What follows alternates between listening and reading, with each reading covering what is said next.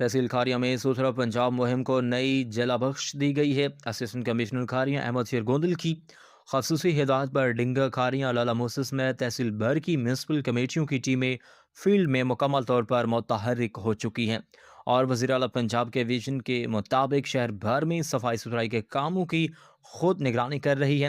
جاری سرگرمیوں کے دوران شہر کے مختلف حصوں سے کوڑا کرکٹ کے ڈھیروں کا خاتمہ، نالوں کی ڈی سیلٹنگ اور گرین بیلٹس کی تزئین و آرائش کا کام تیزی سے جاری ہے۔ اس کے علاوہ عوامی مقامات، پارکس اور قبرستانوں کی صفائی سمیت شجرکاری مہم پر بھی خصوصی توجہ دی جا رہی ہے۔